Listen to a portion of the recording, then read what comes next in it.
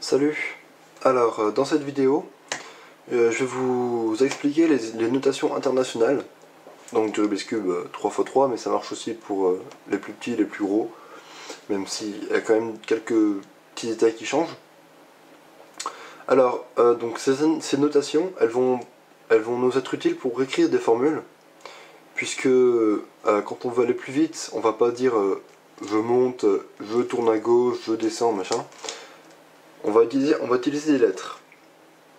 Alors, dans la description, je vais faire une espèce de petit catalogue des différentes notations qu'il peut y avoir, donc n'hésitez pas à la lire pour vous remettre directement à la bonne étape de la vidéo.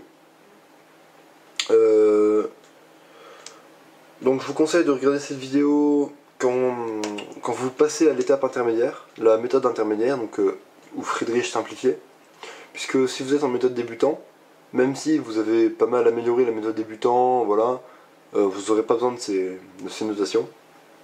Par contre, oui, quand vous allez passer à la méthode intermédiaire, donc à peu près en dessous d'une minute, quand vous serez en dessous d'une minute, vous aurez besoin de ces notations, puisque vous allez devoir comprendre le principe des F de L et apprendre des formules pour la dernière couronne, une petite dizaine de formules.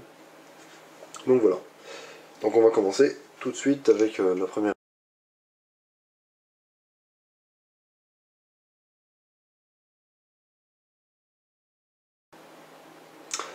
Alors, la première partie, donc, ça va être sur les lettres majuscules, donc les R, U, F, etc. En fait, ça correspond au mouvement d'une seule tranche. Donc, on va commencer par le R. R pour right en anglais, à droite. Donc, R, ça va être pour la colonne de droite. Quand on va monter, on va appeler ça R. Et quand on va descendre, on va appeler ça R'. Donc maintenant, les mouvements L. Donc pour left, en anglais qui signifie gauche, donc la colonne de gauche.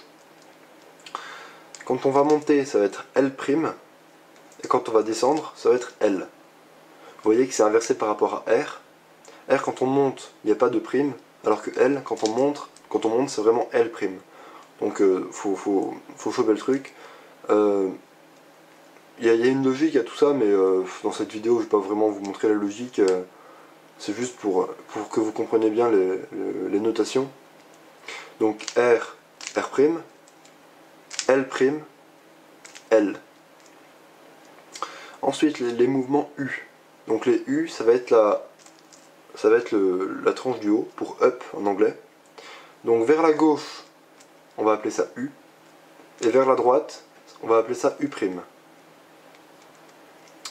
Donc ensuite les mouvements D, pour down en anglais, le bas. Vers la gauche, D', et vers la droite, D. Donc encore une fois, c'est inversé par rapport à U. Ensuite, les mouvements de la face de devant. On va appeler ça F, pour front en anglais. Donc dans le sens des aiguilles d'une montre, ça va être F. Et dans le sens contraire des aiguilles d'une montre, ça va être F'.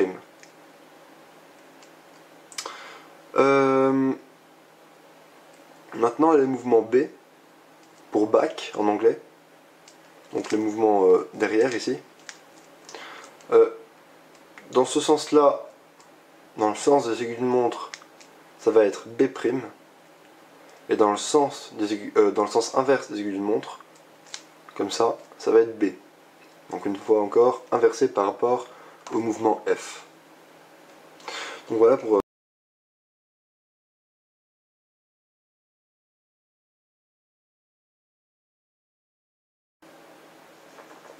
Alors pour les lettres majuscules, c'est pas fini. Il y a 3 autres lettres majuscules, mais qu'on va en fait beaucoup moins utiliser, qui sont dans presque aucune formule.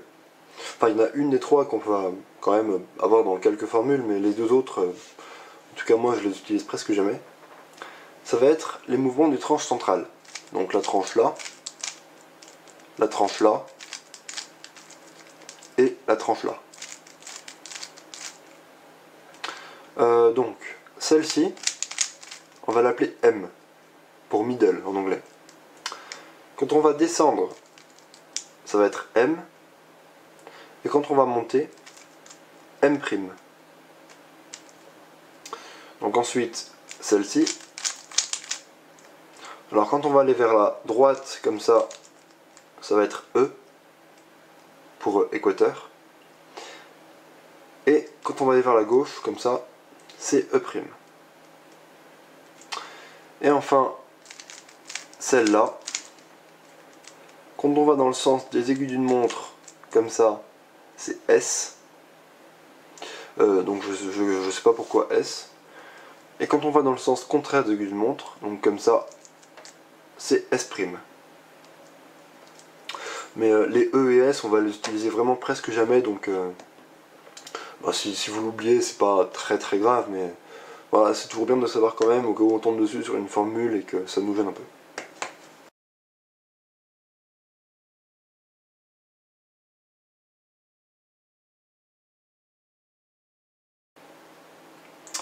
Donc ensuite les lettres minuscules, puisque maintenant on a vu les majuscules, maintenant on va voir les minuscules. Donc les minuscules, il y a deux catégories. Il va y avoir toutes les lettres qu'on a déjà vues donc dans les majuscules, sauf E, M et S, qui vont se remettre en minuscules. Et il y en a trois autres qu'on verra à la fin de la vidéo. Donc, les lettres majuscules qu'on va remettre en minuscules, par exemple un R qui devient un petit r, un R minuscule, en fait au lieu de monter juste la tranche là, et ben on va monter les deux, comme ça. Voilà. On va utiliser la tranche qui est à côté de R en même temps. Donc R minuscule c'est ça, R' minuscule c'est ça.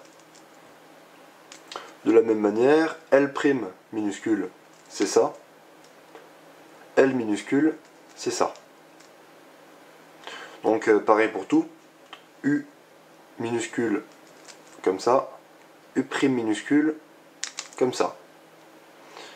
Donc D minuscule comme ça, D' minuscule comme ça. Donc F minuscule comme ça, et F' minuscule comme ça. Et enfin, bah ça on l'utilise vraiment presque jamais, enfin voire même jamais, moi je l'utilise jamais. B' minuscule comme ça, et B minuscule comme ça. Donc voilà pour ces lettres minuscules, maintenant il en reste juste 3.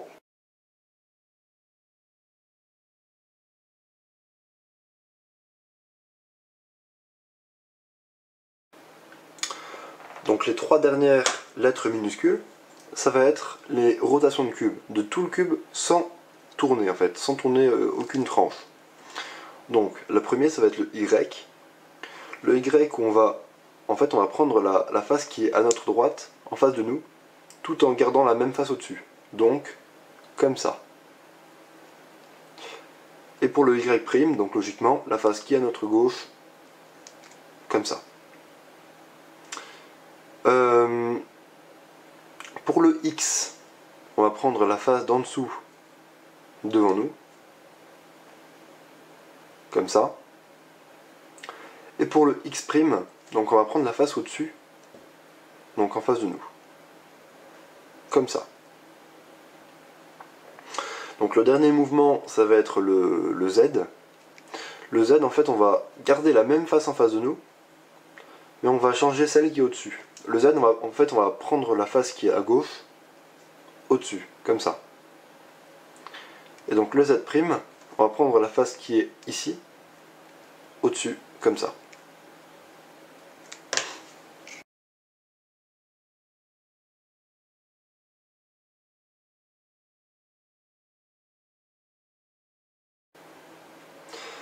Alors il y a un petit truc que j'ai oublié de vous dire dans cette vidéo qui est vraiment très important, qu'il faut connaître, c'est quand on va rajouter un 2 après n'importe quelle notation, et bien en fait tout simplement on va doubler la rotation. Par exemple si on a R2, et ben on va monter 2 fois. Donc R2, pareil, imaginons on a B2, donc B2 on fait 2 fois. En fait c'est un demi-tour, puisque vous voyez que faire B2 ou B2, ça revient au même. Donc en général on n'écrit pas B2', on écrit B2. Et c'est à vous de savoir comment vous allez le passer, soit comme ça pour voir comment vous allez le plus vite. Donc pareil, hein, si vous avez F2, donc c'est F2.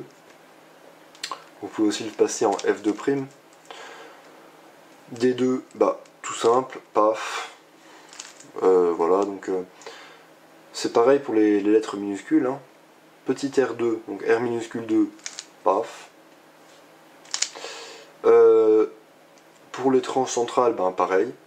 M2, voilà. E2,